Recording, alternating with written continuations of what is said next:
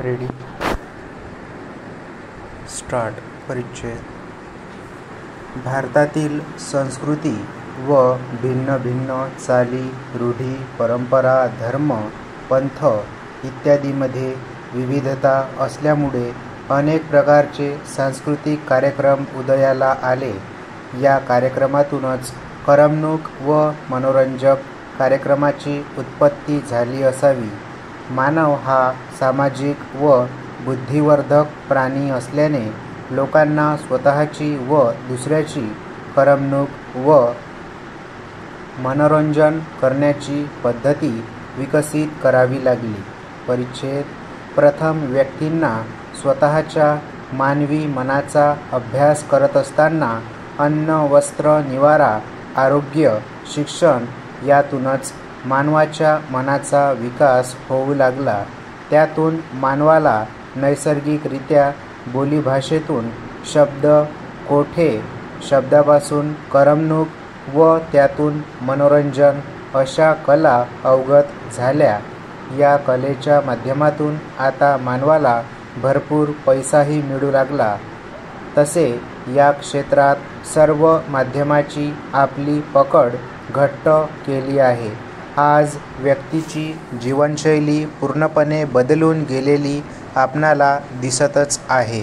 त्यानुसार मानव हा सवयीचा गुलाम झालेला आपण पाहतो आहे. कर आकारणीतून शासनालाही यातून भरपूर महसूल मिळत आहे. व्यक्ती तितक्या प्रकृत्या झाल्या आहेत. प्रत्येकाचे करमणुकीचे साधने वेगवेगळी आहेत. उदाहरणार्थ संगीत कार्यक्रम, चित्रपट, सांस्कृतिक कार्यक्रम, धार्मिक कार्यक्रम, संगणक, मोबाईल इत्यादीचे माध्यमातून लोकांची करमणूक होते आणि त्यातून मनोरंजनही होते. अशा बऱ्याच पद्धती समाजात करमणूक व मनोरंजन करण्यासाठी बहुविध स्वरूपाची साधने उपलब्ध आहेत. परिच्छेद. समाजात विकास साधायचा असेल तर अशा साधनाचा वापर करून विकास करता येते. पण आज चांगले काम आपल्याला फायद्याचे काम आहे किंवा आपण त्याचा विचार कसा करायला पाहिजे हा उद्देश बाजूला पडलेला आहे. या व्यतिरिक्त उलट पद्धतीने करमणूक व मनोरंजन करून घेण्याची सवय आपल्याला पडत असल्याने आपल्याला पाहायला मिळते. व्यक्तींना आपल्या विकासाचे काम चांगले करून तो दैनंदिन जीवनात त्याचा उपयोग करून घेणे आज काळाची गरज आहे. व्यक्तींना धक्काबुक्कीच्या जगात जगत असताना आपणाकडे पाहण्याचा दृष्टिकोन बदलला आहे. तेव्हा प्रत्येकाने आपले जीवन आनंदी व आरोग्यदायी जगण्यासाठी स्वतःची करमणूक करून कुटुंबाचे सोबत आल्हाददायक जीवन जगण्यासाठी प्रयत्नशील असणे गरजेचे बनले आहे.